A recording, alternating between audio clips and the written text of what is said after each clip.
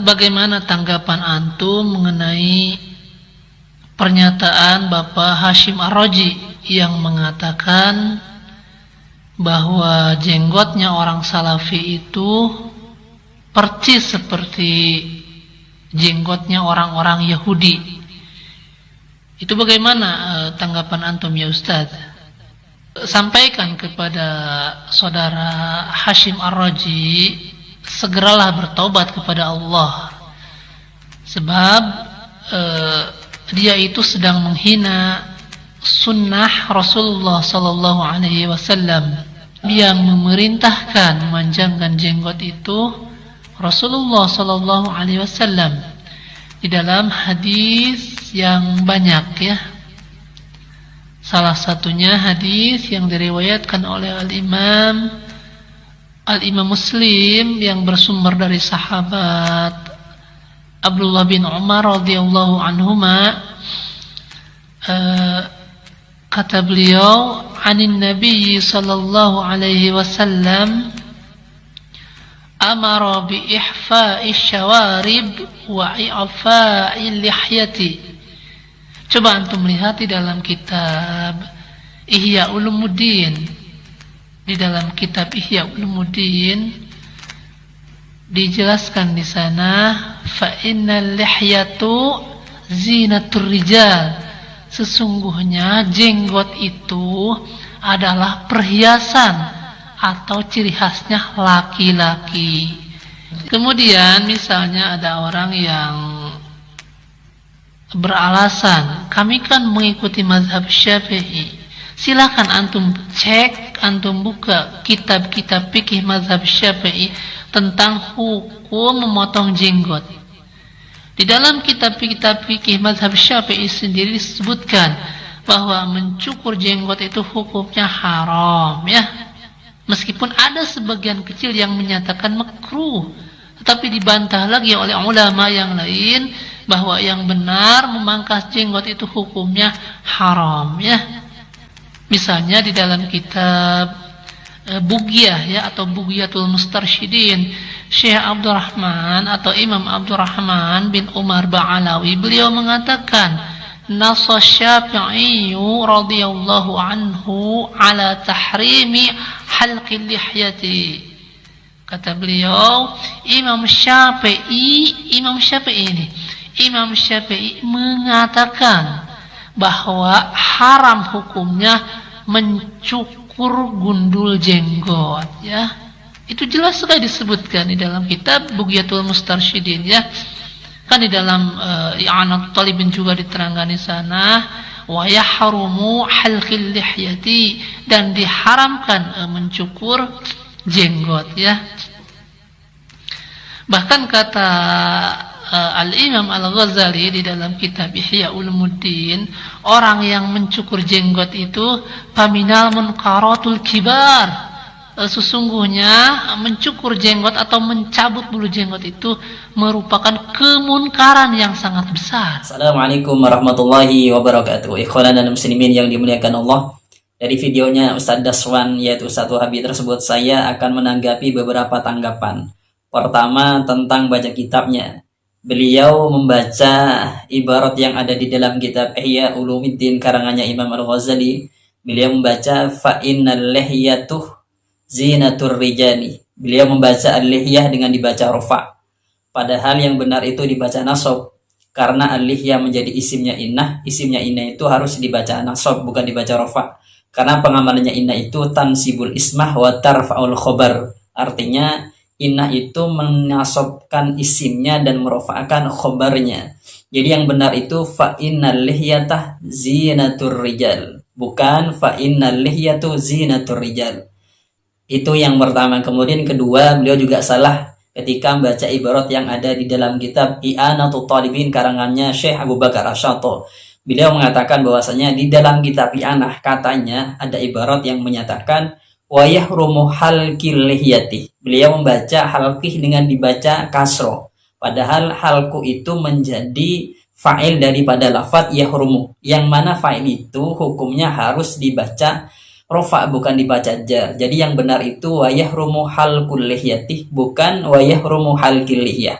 Itu kedua. Jadi beliau ini kesalahan dalam baca kitab itu ada dua. Pertama, dia membaca al-lihyah dengan dibaca rofa, padahal itu dibaca nasab karena menjadi isimnya inah. Kemudian beliau membaca al-hakih dibaca kasroh, padahal yang benar dibaca rofa karena menjadi fa'ilnya lafat yahrumu. Itu tanggapan saya yang pertama. Kemudian yang kedua, Sadaswan ini telah melakukan pembohongan ya atau manipulasi ibarat yang ada di dalam kitab I'anatul Talibin karenanya Syekh Abu Bakar Asy-Syato. Setelah saya cek yang katanya beliau di dalam kitab I'anah itu ada ibarat wa yahrumu halqul lihyati yang tadi dibaca halqil lihya. Itu setelah saya cek di dalam kitab I'anah tidak ada ibarat yang menyatakan wa yahrumu halqul lihyati. Yang ada itu yukrahu halqul lihyah bukan yahrumu. Jadi beliau ini sudah melakukan manipulasi ibarat terhadap kitab I'anatul Talibin. Di sini kalau saya jelaskan nasul ibarahnya, faidatun qala syaikhani yukrahu halqul lihyati. Faidah syaikhani yaitu Imam Nawawi, Imam Rafi'i, beliau mengatakan dimakruhkan mencukur jenggot. Jadi dimakruhkan bukan diharamkan. Akan tetapi memang kalau kita baca lanjutan ibarat ini memang ada nasul ibarah yang menyatakan wa taradahu Ibnu Rif'ati fi hasyatihil kafiyati bi anna Syafi'iyah radhiyallahu anhu nassah fil ummi ala tahrim. Ibnu Rif'ah menyatakan atau tidak sepakat dengan pendapatnya Imam Nawawi, Imam Ar-Rafi'i yang menyatakan makruh, Ibnu Rif'ah mengatakan itu diharamkan. Karena beliau katanya Ibnu Rif'ah ini berlandaskan atau berpatokan atau berdalil atau berhujjah dengan kitab Al-Um karangannya Imam Asy-Syafi'i.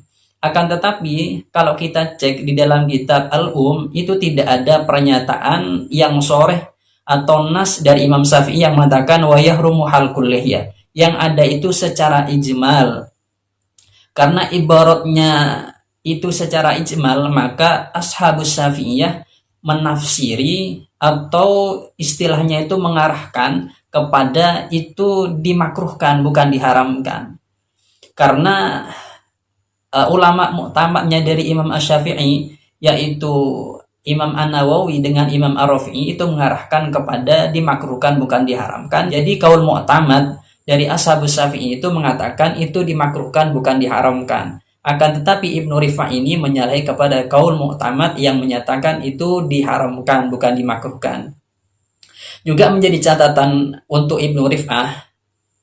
Ibnu Rif'ah ini tidak hanya di masalah jenggot saja yang menyelisih kepada muktamad ashab, akan tetapi di pendapat tadhiyah. Di masalah tadhiyah, Ibnu Rif'ah ini menyalahi kepada kaul muktamad. Kaul muktamad mengatakan ada mujizat orang yang berkurban dengan hewan kurban yang hamil. Jadi kalau orang berkurban dengan sapi, dengan kambing, dengan unta misalnya itu yang hamil, maka kaul muktamad dari ashabus Syafi'i mengatakan itu tidak sah.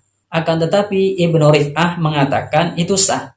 Jadi kalau ada orang yang berkurban dengan hewan kurban yang hamil, sapi atau kambing misalnya, itu tidak apa-apa, itu sah menurut Ibnu Rif'ah. Sedangkan pendapat sah berkurban dengan hewan yang hamil ini menyalahi kepada pendapat muktamad dari ashabus Syafi'i. Jadi Ibnu Rif'ah ini dari beberapa kasus atau di beberapa kasus menyalahi kepada pendapat muktamad. Salah satunya juga di dalam pendapat haramnya mencukur jenggot, padahal muktamad mengatakan dimakruhkan mencukur jenggot. Jadi Ustadz Daswan ini telah menyalahi dalam artian beliau ini telah manipulasi. Tidak ada nasul ibarah di dalam kitab I'anah itu yang menyatakan wa yahrumu halqul lihyah. Yang ada itu yukrahu halqul lihyah. Sedangkan pendapatnya Ibnu Rif'ah ini tidak mengarah kepada redaksi wa yahrumu. Itu yang dibahas ya, yahrumu itu tidak ada, yang ada itu yukrahu. Itu yang jadi bahasan. Jadi intinya Ustadz Daswan ini telah melakukan manipulasi ibarat di dalam kitab I'anatul Talibin. Itu yang kedua. Kemudian yang ketiga, Ustadz Daswan ini mengatakan bahwasanya di dalam kitab Ihya Ulumuddin katanya di sana ada kejelasan atau penjelasan orang yang melakukan cukur jenggot itu termasuk pekerjaan mungkarotil kibar. Akan tetapi setelah saya cek di dalam kitab Ihya ini ternyata di sini itu ada tidak sesuai dengan apa yang dijelaskan oleh Ustadz Daswan. Di sini mengatakan wa ammanat fuha fi awalin nabati tashabbuhan bil murdi faminal munkaratil kibari fa innal lihyata zinatur rijal. Adapun mencabut jenggot di awalin nabat ketika awalnya tumbuh itu menyerupai kepada amrod, sehingga ini termasuk dari pekerjaan mungkaratul kibar. Jadi di sini diarahkan yang dimaksud dengan mungkaratul kibar itu adalah seseorang yang mencukur jenggotnya atau mencabut jenggotnya di awal nabat ketika awal tumbuh kemudian dicabut, sehingga ini ketika dicabut nanti ada tashbihan bil murdi. Murdi itu jamak dari amrod. Itu maka nanti ketika serupa dengan amrod maka tidak diperbolehkan. Itu maksudnya di dalam ibarat ihya ini yang mengatakan faminal munkaratil kibar. Jadi kalau misalnya diumumkan itu tidak benar, dalam artian ia memang salah pengarahannya.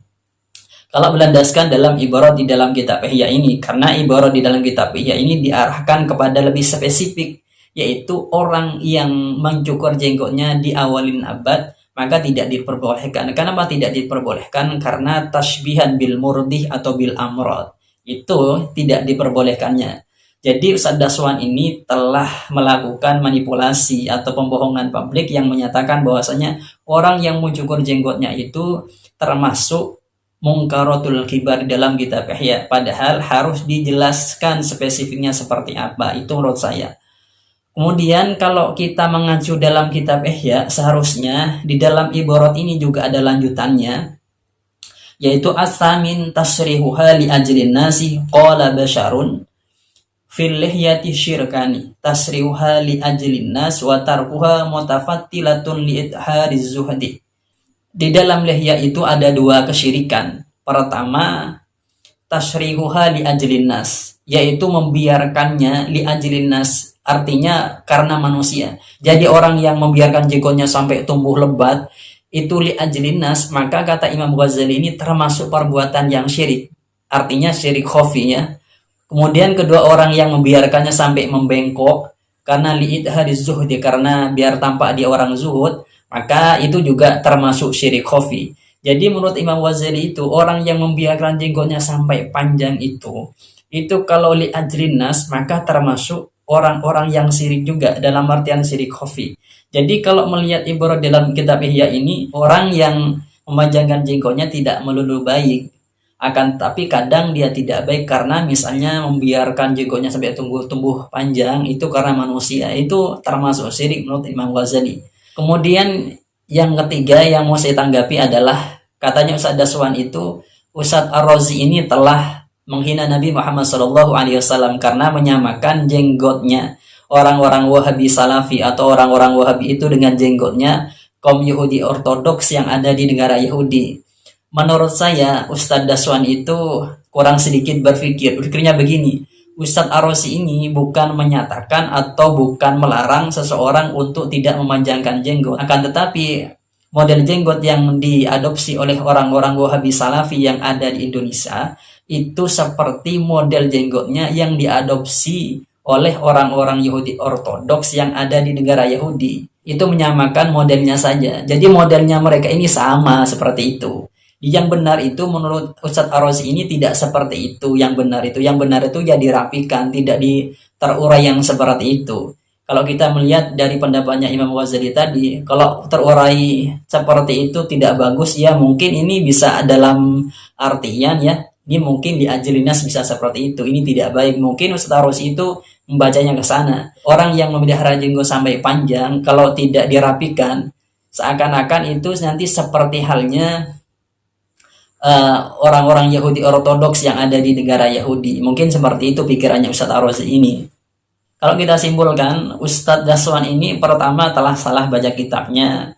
Kemudian kedua, Ustadz Daswan ini telah manipulasi ibarat yang ada di dalam kitab ihya, memanipulasi ibarat yang ada di kitab I'anatul Talibin karangannya Syekh Abu Bakar Ash-Shata. Kemudian Ustadz Daswan ini sebenarnya kalau mau mengacu kepada pendapatnya Imam Ghazali, maka dia harus tahu Imam Ghazali ini menyatakan bahwasanya satu sunnah yang sudah diadopsi oleh orang-orang kafir atau non-muslim, maka sebaiknya tidak kita lakukan. Jadi kalau kata Imam Ghazali ini, kalau ada sunnah yang sudah diadopsi oleh orang-orang Kristen atau orang-orang kafir, maka sebaiknya sunnah itu tidak dikerjakan. Contohnya sunnah semir rambut. Menyemir rambut itu kan sunnah. Akan tetapi kalau sudah diadopsi oleh orang-orang kafir atau orang-orang non-muslim, maka itu sebaiknya tidak dikerjakan. Karena ini termasuk bagian dari tasawuf juga. Seperti itu kata Imam Ghazali. Jadi kalau misalnya ngikuti pendapat Imam Ghazali, kalau misalnya jenggot ini sudah diadopsi oleh orang-orang Yahudi Ortodoks atau oleh orang-orang non-muslim atau orang-orang kafir, sebaiknya model cara berjenggotnya kita tidak seperti mereka. Misalnya terurai dengan tanpa dirapikan. Karena kalau terurai dengan tanpa dirapikan akan menyerupai mereka, sehingga ini nanti tasabbuh juga bil kufar, yang tidak boleh nanti konsekuensinya ya seperti itu. Kemudian Ustadz Daswan ini menurut saya telah menalar ucapan Ustadz Ar-Razi itu telah keliru, karena Ustadz Ar-Razi itu modelnya saja yang tidak diperbolehkan, bukan tidak memperbolehkan memanjangkan jenggot. Itu mungkin yang bisa saya sampaikan. Pesan saya pada teman-teman, jadilah orang yang cerdas, melihat kebenaran memang dari kebenaran Rasul ibarat itu. Bukan melihat kebenaran dengan membenarkan orang yang menyampaikan ibarat itu. Dari saya, semoga ini bermanfaat. Assalamualaikum warahmatullahi wabarakatuh.